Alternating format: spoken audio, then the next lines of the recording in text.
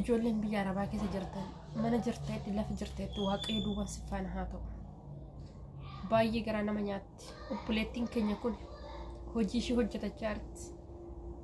Maatii ishee jijjiiruudhaaf, ijoollee ishee guddifachuudhaaf, ofii ishee jijjiiruudhaaf yooman biyya gala jettee yaadaa jirti malee kun naqunnamattee yaadaa hin jirtu. Rabbi duwwaan si faana haa ta'u. Baay'ee garaa nama nyaata. Viidiyoo kanaan gadhumaatti daawwadha. Please of eeggannoo godhadhaa. Nagaa waaqayyo hunduma keessaniif haa baay'atu. Akkam jirtu fayyaa keessanii? Ani nagaa kooti. Galata waaqayyo. Inni nagaa keenya baay'isu waaqayyoof galanni guddaan haa ta'u. Eenyumti keenya iyyuu gargaarsa waaqayyootiinidha kan guyyaa kana geenyu. Jabina keenya miti, beekumsa qabnuun miti, ogummaa qabnuun miti. Gargaarsa waaqayyootiinidha kan guyyaa kana geenyu jechuudha. Kanaaf iyyuu gargaarsa waaqayyoo biratti immoo nullee of eeguun dirqamadha jechuudha. Keessattuu ijoolleen mana nyaataa hojjetan, ijoolleen kushiina keessa hojjetan, gaazii odoo hin baniin dura, odoo nyaata hojjechuu hin jalqabiin dura gaaz cheek godha. Gaaziin akkamirraa akka jiru cheek godha. Dammoo gaazii bantanii hin teechisiina. Nyaata akka hojjetanii fixaniin gaazii cufaa. Gaazii cufuu cheek godha yeroo baay'ee jechuudha. Waaqayyo duwwaan namaa eegu.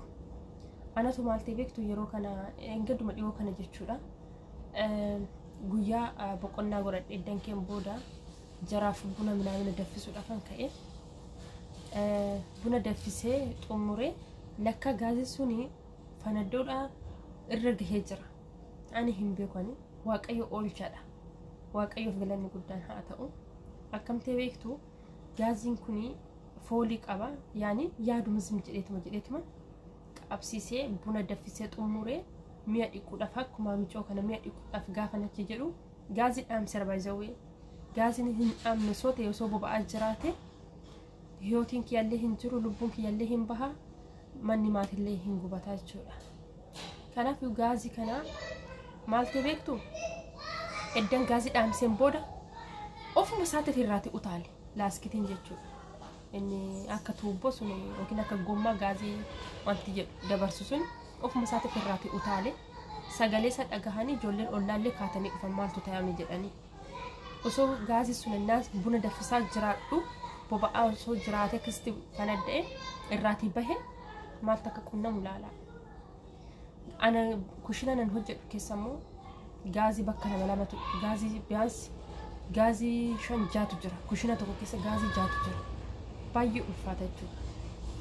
Kanaaf lubbuun namaa yoom akka baatu hin beeknu. Nuti jiraachuu keenya yaannaa, jireenya karaa fuulduraa yaanna malee yoom akka lubbuun keenya baatu hin beeknu.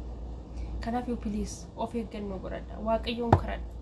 Mana jirtan keessatti waaqayyoon kadhadhaa. Obboleettiin keenya kuni hojii ishee irratti yaadne ishiin hojii ishee haa hojjettu malee yoona yaadni ishee biyya jira. Tokkoffaa haadha ijoolleetti ta'uu danda'a. Ijoollee ishee yaaddii, tarii maatii ishee yaaddii, waa baay'ee yaadati kan nuti hojjechaa ta'e hojii keenya hojjennu. Akkasuma bilbilaan biizii taana ofii keenya yeroo of dagannutu jira. Anama baay'ee yeroo baay'ee maatii yaadu minaamna irra caala bilbila irratti biizii ta'a. Yooman hojii fixee bilbila laalan jedha dhugaa dubbachuudhaan. Yaanne sammuun kiyya viidiyoo yoo mallaalaa yoo baqa yuutuubii yoo mallaalaadha malee maaltu naquun nama hin yaadu. Kanaaf iyyuu sinis majammara irratti gaazii cheek godha. Ijoolleen mana nyaata hojjetan baay'isawuu jechuudha. Biyyoota garaagaraa keessa warri jirtan jechuudha. Dhugaa rabbi baay'ee ulfaata. Baay'ee tokko jechuudha. Waaqayyo duwwaan nu faana haa ta'u. Homaa jechuun hin danda'amu dhugaa. Baay'ee garaa na nyaati viidiyoon kun jechuudha. Hojii ishee hojjetatti ishiin asiif achi jetti. Lubbuu shakkistee bahuun hedduu namatti dhaga'ama. Ijoollee baay'eedha kan akkasitti lubbuudhaan dhabanii jiran. Gaaziin kan akka gaazii ijoollee fixaa jiru hin jiru. Gaaziin ijoollee baay'ee fixaa jira dhugaa dubbachuudhaaf taana. Akkasuma guys mi'a irra keenya jechuudha kan akka bishaanii haa ta'u kan akka nyaataa haa ta'u gaazirra yookiin ibidda irra keenya gaafa dagannu wanti sun boba'ee yookaan gubate ta'e irraafachuurra kan ka'e jechuudha. Wanta akkasillee mudachuuti danda'a. Akkamtee beektu mudannoo kootinni kuni biiroo keessa jira ture biyyarraati dhufe biiroo keessa sun jiru biiroo fooqii lammaffaadha. manatti nu gashite niitiin ala deemte jechuudha. Galgaladha. Nyaata hojjechaa jirra ture. Nyaata irbaata hojjenne mucayyoon bishaan irra gootee raaffatte mucoon ishiin tokko jechuudha. Bishaan irra gootee inni raaffatte hundi keenya raafne niitiin mana hin jirtu barri nalaan qulfiidha. Maal ta'e beektu bishaan sun lakka biraddisti keessa fixateera. Bishaan hin jiru jechuudha. Akka carraan niitiin warra du'aan deemee ture jette osoo achi taa'u keessi kiyya nagaa na dhorgeette boqonnaa na dhorgee ijoollee sun maal ta'inna laata jedhee ka'ee dhufeette osoo ishiin dhufuu baatte gaazii suni bishaan sun biraddisti keessa tokkollee hin jiru biraddistiin gubachaa jira. Gaaziin boba'aa jira. Achi keessatti gaazii sun isaa sa'aatii booda hiffan addaa nutillee hin dhumna jechuudha. Dammoo alaan qulfiidha. Fooqii lammaffaadha. Baay'ee ulfaata ture. Waggaa ishiin alaan barri banattee dhufte seentu gaaziin kophaa boba'aa nuti rafne. Baay'ee u'u jettee iyyite. Sagalee ishee ol fuutee iyyite. Osoo hundi keessan dhumtanii ani maalan godha? Ani eessan dhaqa jette. Anna baay'ee ulfaata. Tokkoffaa mi'a irra goonee raaffachuun illee kanadha rakkoon inni fidu jechuudha. Fayyaa hojjeraadhaa baga nagaa jiraatte jedha nagaumaa akka bulte jedheetu nagaa si gaafatuu fi nagaan taa'e bakka hin gali jedhee qalbiin na yaaddeetti hojiirra jirtana fakkaattaa gasi bilbilillee naan deebifnee mee hojiirra yoo jiraatte nagaan naa oolii sila sagalee kan kee dhaga'uu barbaadeeti ishii nagaan naa oolii. Wallahi bila sagalee biraan an ta'ina yooma rabbii keessan sodaattan jechuudha. Ani galeellee haadhatii yooma onni arguun jiru. Waan keedu wanti illee galee wanni godhuun jiru wallahi billahi. Ani waan biraan an godhina. Ani mucaa san bichaa akka itti dabalamu bichaa wallahi billahi. Amma seerri Itoophiyaa wallahi isa ciibsee isa qallaba. Inni haadhatii akkas nyaate wallahi billahi. Yooma dhuguma seerri biyya san jiraadde ani waan biraan barbaadu. Isa itti dabalanii natti agarsiisani. Awwumaan an godhina. Ani uummata kan barbaadu. Nama boroo hojjetee jiraatu. Maamni taaptaan koppiliingi godhaa sheer godhaa rabbii jedhamu. Bakka sharriitu sheer gootanii taaptaan koppiliingi sheer godhaa hundi keessan jechuudha.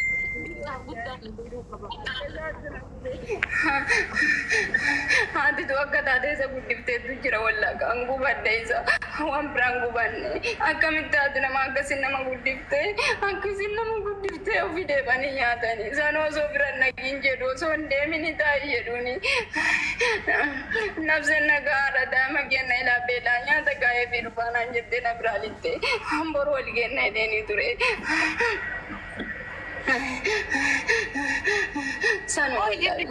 Maka rama jechuun rakkina sammuu qabamoo maali qoyyanii garobboleessi namti kun akkamitti haadha akkas mucaan durumarraa amala qaba malee mucaan rakkina sammuutti waan qabuun argine nagaumaanuma walumaan jiraatan kookkisaatuma jiraata sa'aatiitti ka'ettu kaatuma ana gana ajjeesu waan isii ga'uun seene beektaa isiin neessaa mana lama qabna mana lammaffaa san bultee nyaata geessitii fi amma guyyaa sa'aatii kana inni homaan an godhu jetteef nyaata biddeen nanti baggaata ani goo ollaan hin jiru wallaahi ana namni illee haqee jiraachuu baatu isaaf isii bichaadha namni kenna namni keessa jiratu iyyiti ollaan hin jiru agarsiis guyyaa adiin akkas godhu maaliif garuu maa jarraa isii kana ta'e gubadde wallaahi gubadde garanna gubate wallaahi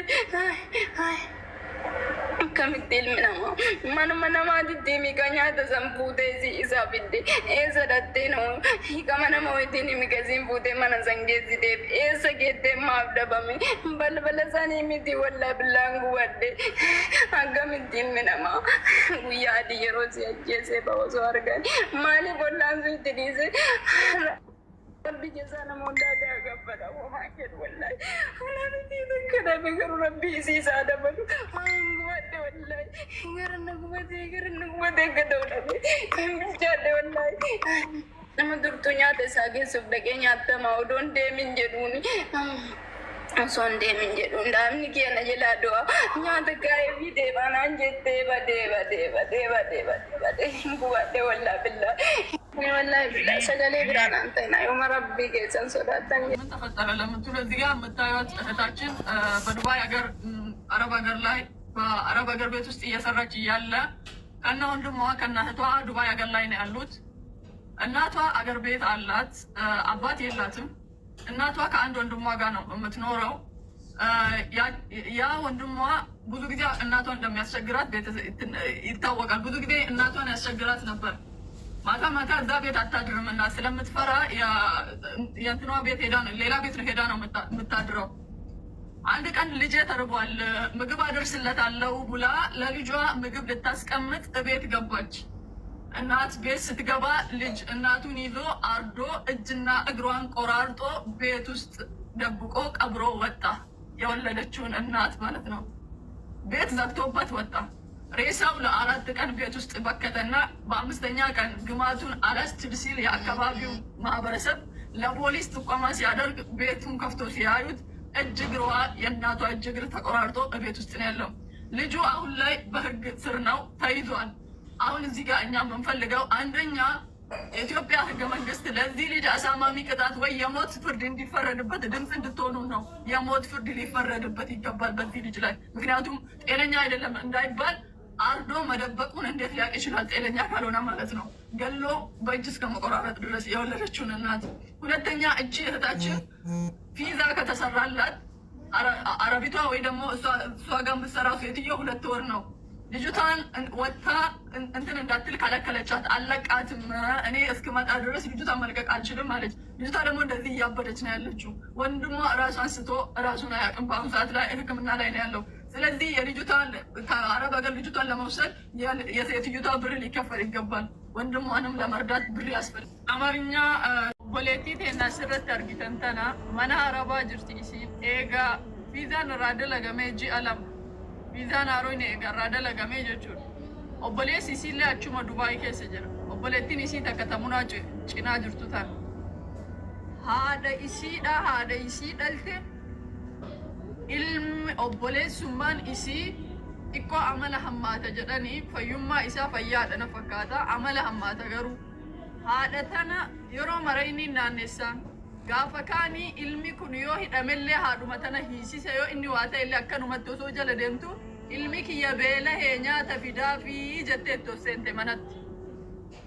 Wayita isiin itti seente haadha ofii san ilmi sun fuudhee qalee uqurxee mana keessatti itti cufee biraa bahe haadha ofii. Reeffi guyyaa 4 mana keessatti ajaa'ee guyyaa 5ffatti ajaa ollaan ajaadhaan argee mana bane. Wayita mana bane reeffa haadhaati harkaa luun isii irraa ciccitee jira. Inni mana hidhaa seene wanni nuti amma barbaannu maadaamiin isii immoo hanga angaafa deebi'utti ani intala tana gadi hin dhiisu eegame fiizaa irraa dalagee ji'a 2 jette. Amma wanni nu barbaanne tokkoffaa mucaan kun haa ajjeefamu viidiyoo dalagaa isin martinu. Yoo dhuguma godina Arsii keessa seerri ka jiraatu taate haa ajjeefamu. Mootummaa waan kana dhagahee ejjannoo du'aa akka irratti fudhatu viidiyoo nu dalagaa. Mana nama maraa keessa footoo isaa laxafaati viidiyoo dalagaa akkuma inni ajjeesisanitti haa ajjeefamu takka. Lammaffaa intalti tuni maraataa jiru. Akka isin hin maraanne haa goonu. Maadaamiin ani nan galchuu manaan baasuu jette wanni isin irraa qabdu birrii fiizaati. Obbolee ka ajjeese mana hidhaa jira sun. Sammuu dhukkubamoo akkamitti ajjeese? Maal beeknu irraa beeknu hin qabnu garuu immoo ajjeesee bicha iyyuu miti. Ajjeesee koo namni haadha isaa ajjeeseetu dhisi manuma keessatti mummureetu qabbareetu bultii 5 booda reeffi isaanii mana keessa xiraa'ee ollaan itti birmate. Kun ko layyatti jala. Wallahi nyaata mana kaayaa fi jetteetiin hin deemteeti barhaati tun nyaata ilmi kiyyanarraa beelahee nyaata kennee fi dhufaa jettee siin dhuftu. Wayita isii manatti argate quqqurxee ajjeesee namni sammuu hin qabne eegareeffa ajjeese booda akkamitti awwaaluu akkamitti quqqurxeetiin mana itti cufee biraa deema. Yoo sammuu hin qabaatiin akkamitti kana yaadachuu danda'a.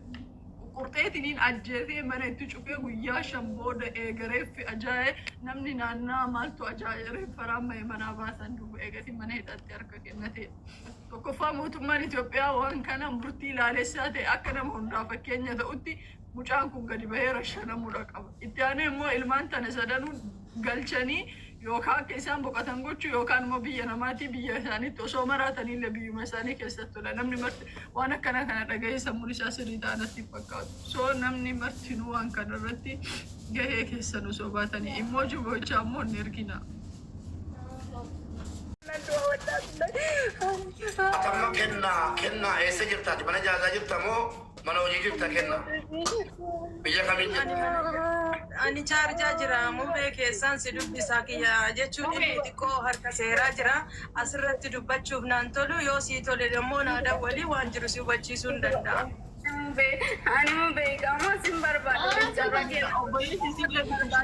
Ani sagalee naata wallaa billa akka biyya durte kana akka argaa sa'aan biyya sadi galeessa argine bakka haala biyya walii akka dabala yoo seerri arsii nageenya keessa jiraate amma akka wallaa billahi amma akka wallahi anuma barbaadu mana godina mana fayyadamu hojjetan. Anuma takkanaa fuudhee Maaltu maal ta'e mubeekiyya maaltu maal ta'e? Alimaa kana miutiin godha. Alimaa kana biyya isinii Dubaayin jirti. Dubaayin kun akkuma argaatu kushiinaa arabaa keessa dhaabataa jirti. Obboleessisii haadha ajjeesee obboleessummaan isee jiru. Haadha ajjeesee kukkutee guyyaa meeqaan booda reeffi haadhaa mana keessaa argamee inni to'annoo seeraa harka galee jira. Arsii nageellee jirti. Jundii jedhamu kana biloo godhaa jira. Jibbisiisaa xiraa'aa kana. Injituu oolitarras jira. Kanaafuu haadha kukkutee ajjeesee mana mootummaa dhaqee dhiisaa jira. Atattamaan oolee tumbulin akka ajjeefamu akka sabaatti qofatu hin ta'in akka gandaatti qofatu hin ta'in akka namummaatti Itoophiyaa guutuu nurratti ka'ee namni kun akka fannifamuu tun taane kukkutamee akka ajjeefamu. Isin barbaadaa jirtu namni haadha koo ajjeese kun haati koo akka kophaan qabbaramne innis hojinnaaf qabbaramu jetti. Nummoo atuu mana madaamii keessa jirta. Madaamiin ergaa iqaamarraa hojjette guyyaa